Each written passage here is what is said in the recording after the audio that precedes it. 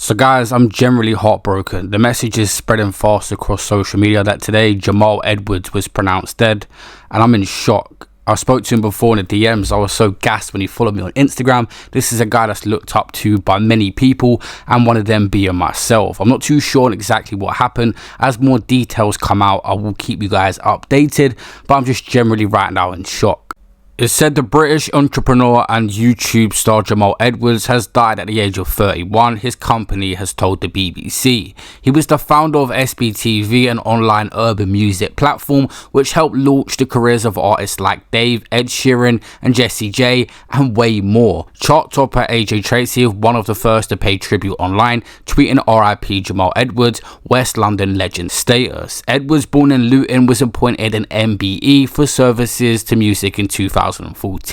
You also become the ambassador for the Prince's Trust, a youth charity run by the Prince of Wales, which helps young people set up their own companies. Edwards, who is the son of the singer Loose Women presenter Brenda Edwards, first got into filmmaking after his parents gave him a video camera for his Christmas present when he was 15. I'll leave you guys now with a 2013 interview with the BBC where he talked about his story.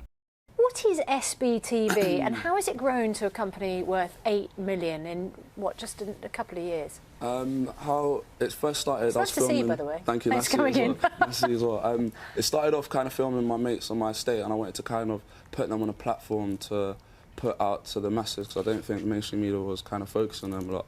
And over the years, I've kind of expanded from grime and rap. I still do the grime and rap freestyles on the street, but I've broadened out to do more acoustic stuff and trying to expand it as far as possible. Okay. So go take the story right back for us. So you sit in front of us today with a big company of your own. It's doing fantastically well. And you're friends with Dr. Dre and Rita Friends with Ora. Dr. Dre.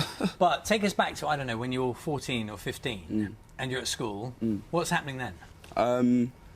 I was at MC, Smoky Bars. I did football, I did like loads of things which were, everyone was doing them, and I wanted to kind of do something that was a bit different. And I got a camera for Christmas, and I started filming, and no one else was really filming. There was other things, but my mum didn't allow me to go buy practice hours and Risky Rows and all those DVDs from Wembley Market, so I wanted to film it myself and put it online. What was going on at school? I mean, in terms of lessons and learning or whatever? School, there was a few lessons. I like ICT, creative, I like the music lessons, but other than that, I was more of a creative person, so I was always kind of filming to basically broadcast what I want to do. You got a clutch of GCSEs, and then you decided to go and study, do a course in media. I did a national diploma in media, moving image.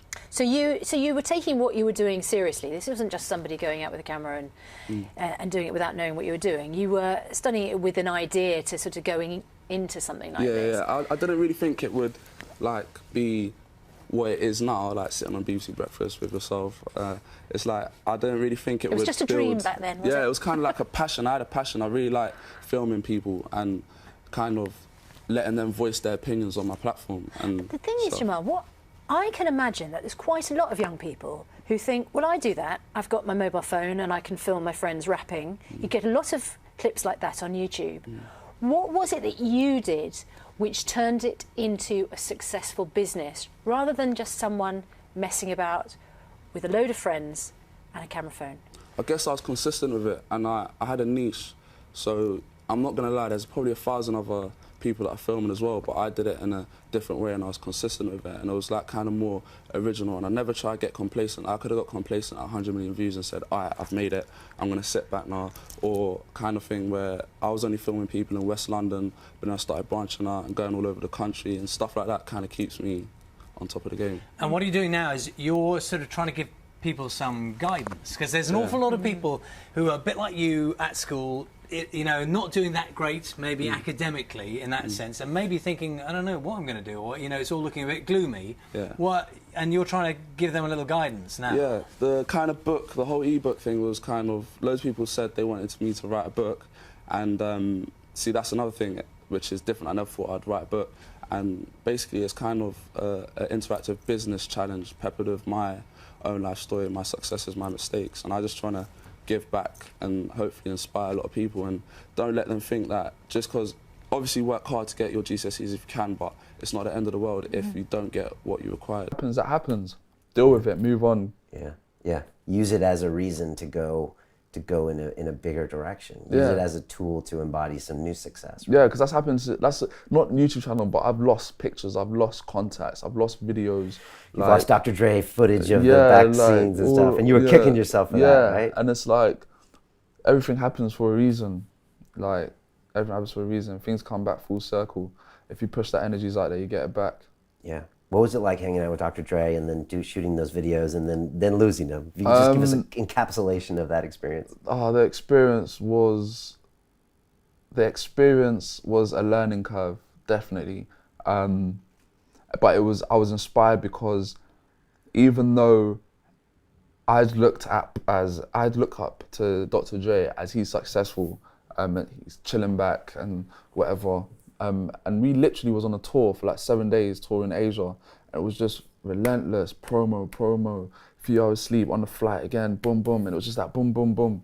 And I was thinking, man, like you're one of the greatest producers in time and entrepreneurs, but you're still working so hard. And I was like, nah, I've got a long way to go. Do you know what I'm saying? So that was just inspiring more than anything, and a lesson learned. Lesson learned about the footage. Yeah, I lost the footage, and it was like I was filming daily with him, get real personal, like, Jamal, come, let's go, Dre, yo, let's go, like proper talking on camera. And I've still got some of the footage, and I think I'm gonna release some of that like next year. I'm gonna release that in February, like special videos that I'll be doing. It's been years. Yeah, I've got a video that's there. Okay. But you haven't released it? No, I haven't, because it's not the full thing. Okay. Like, and I was just like, oh, but I've been sitting on it. Right. I've been sitting on it. OCD, I've been sitting on it for years, and yeah, I might just release it. And so that taught you though to treat your data better, to very back carefully, up. and also ask if you ain't got people around you. I didn't have the right team. It was just me by myself, big bags, cameras, filming. I should have asked for a producer and a director. It would have gone much more smooth. But because I wanted to impress and show one man stop, sometimes I hurt myself in that situation. And right. Yeah. Yeah, it's fascinating to hear, what it's like to hang out with Dre behind the scenes. Yeah, Dre, Snoop Dogg, Jimmy Iovine, and Will.i.am. That was and Omar Johnson and Luke, all the sort of beats. The pre-Beats crew were there. Yeah. I always say that, like, if people knew the amount of work it took to be these people, they wouldn't want to do it. Yeah, I saw the itinerary. I was thinking, geez, the itinerary was like a thick book. Like, it was crazy. Yeah, and it just showed me like these guys are on top of their game. Like, yeah. Ice-T did that movie, The Art of Rap, where he went and spoke with a lot of rappers and stuff, and he was up on Dre's mansion in Hollywood Hills, and it was like only a 5-minute piece, but I was really impressed with just his energy. It was pretty strong. So. Yeah, always wears plain black tees as well. Right? Yeah, or plain white black tees. It was always like not flashy, not brandy. Like, it was just very like less is more. And he's always in the studio, they say, like every week. Yeah. What's something you changed your mind about in the last year? That I'm in control of my destiny. I think that's the biggest thing. It's like you only allow yourself to get hurt by stuff that you allow in. So it's like the thing that I realize is just the positive, like positive. And in a way, I haven't always been this positive, but it's like I really do think if your mindset's in a positive state, you wake up better, you interact with people better, your day goes much more better. And I've been trying that, and it's been working. And even when my mum got diagnosed with cancer, her whole thing was positivity, singing in the car on the way to chemotherapy, being so bright and cheerful on the ward, hey, right, singing, everything. And it's like, that's what's got her through it. And that's what's sort of now, I'm just like, you stay with a positive mindset, it really can help you change stuff. And so now you're in control of your destiny. Yeah. Where a year ago, you might not have thought that. Yeah, no, I wouldn't have thought that. That's empowering.